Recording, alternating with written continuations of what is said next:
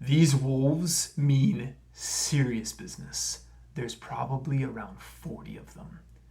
They completely encircle the carriage up on the rocky precipices within the trees, right beside the carriage, to the right and to the left, and almost certainly behind the carriage. Jonathan Harker knows they are surrounded, and panic begins to set in.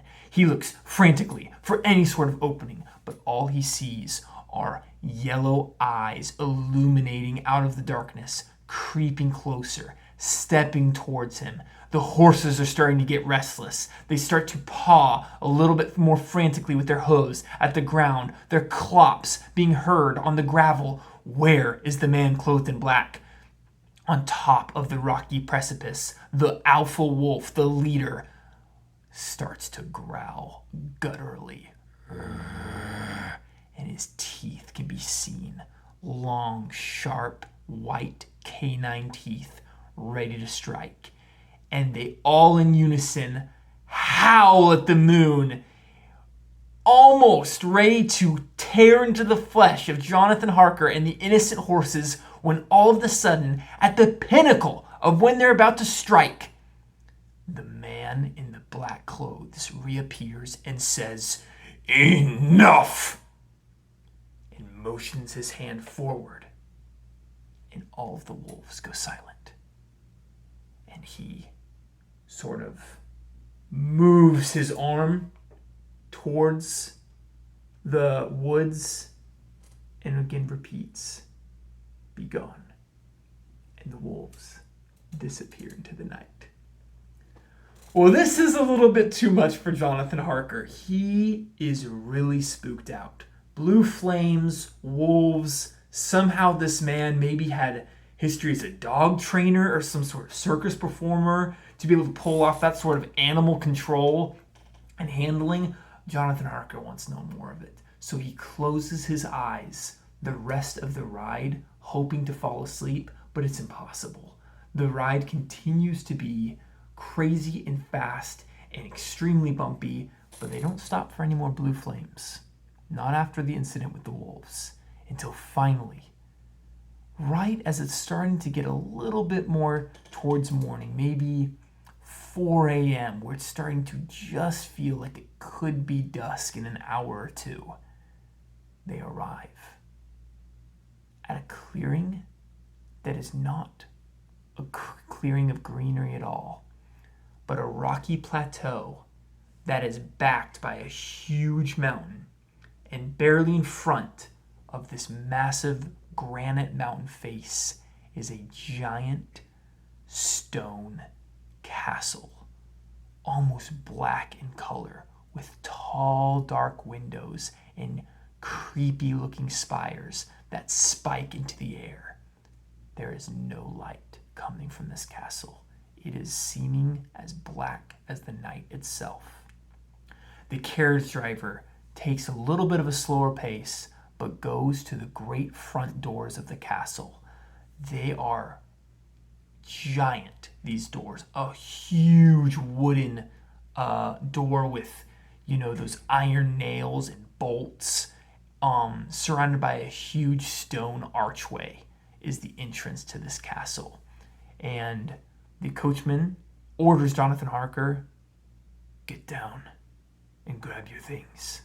To which Jonathan Harker does, and he's completely exhausted at this point. He hasn't been able to sleep at all, and he's bleary-eyed, and he's a little bit scared, and he doesn't even know if this is really the right place. And so he turns to ask the coachman, "Is this the place that is supposedly Dracula's?" And to his shock, the coachman is gone. The horses are gone. The carriage is gone. He just vanished. Jonathan Harker barely heard them. This is a shock. And he turns back to the giant wooden doors and sort of looks up at them. There's no knocker. And even if he did knock, there's no way anyone on the other side would hear him, even if it wasn't probably 4 a.m. with everyone assumingly sleeping. So Jonathan Harker is just sort of standing there with his bags, feeling very lost, very alone, and very homesick. And it is at this moment we learn that he is missing a woman called Mira. Mira is Jonathan Harker's fiance. She is who he thinks about and dreams about and loves. She's a sweet girl back in England who is his sweetheart, and they've been dating for a couple years, and he thinks fondly of her, and she's missing him dearly, but encourages him to go on this business trip, which is obviously going to be a wonderful opportunity for his career. And she talked all about how excited she was that he was going to go, and she had no idea that his business trip was going to have this weird dark castle in the middle of Transylvania, in the middle of Eastern Europe, where no one speaks any English, and he is alone in front of it at 4 a.m. with no one to let him in the door. And he's thinking these thoughts, missing Mira, when all of a sudden he hears the sound of ancient creaking wood, the rattle of a rusty chain, and the ka-chunk of giant iron bars moving, and then the door opens, and inside appears the figure of another tall man who also has very white skin, who says, "Welcome, Jonathan Harker. Please enter my abode." What's strange, though, about this, what Jonathan Harker can only assume is maybe one of the servants, is that the man doesn't seem to be moving towards Jonathan Harker. He's just standing very still, almost waiting for Jonathan Harker to make the first move. So Jonathan Harker makes an introductory motion towards the man when immediately the man reacts and then starts to move and be animated, and he shakes Jonathan Harker's hand and crushes it in a vice-like grip very similar to the carriage driver. In fact, when Jonathan Harker is looking at this man, it seems to him that he's really familiar. If it wasn't for there being no beard, this man really could be the carriage driver himself, and it really confuses Jonathan Harker. But clearly this man has to be different because the carriage driver disappeared and this man doesn't have a beard. No, this man has a long white mustache, has black hair pulled back and a little bit fading around the temples. He has a very thin, white, long nose with slightly arched nostrils and big, bushy eyebrows that seem to almost meet in the middle and sort of slant downwards in an almost uninviting, evil-looking complexion.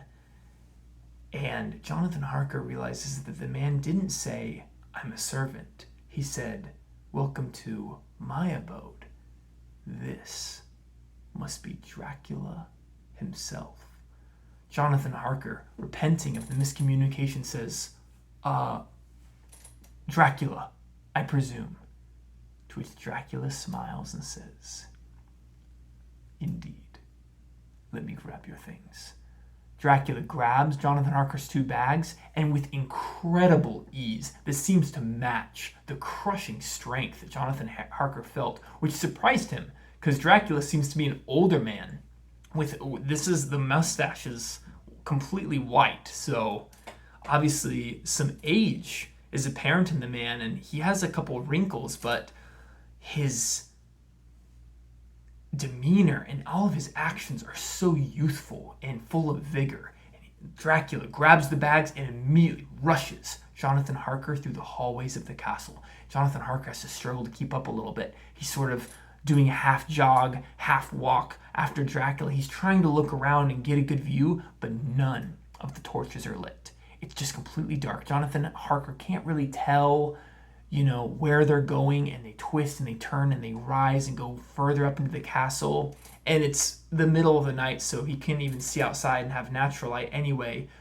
And he's feeling a little bit nervous, and they've been walking a long time when all of a sudden, Dracula opens the door onto a room that is warm and inviting. Jonathan Harker is led into a room that has a long wooden table and almost looks like a study that has a dinner area. And on the table is displayed a huge array of delicious dinner foods: turkey, different meats and cheeses, wine, grapes, an assortment of fruit, all arrayed in a wonderful, delectable display for Jonathan Harker. There's a wonderful big fire being burned in the study area, surrounded by two comfortable, fluffy red chairs. Jonathan Harker looks at these things fondly. They remind him of England. They remind him of home. They remind him of comfort and safety.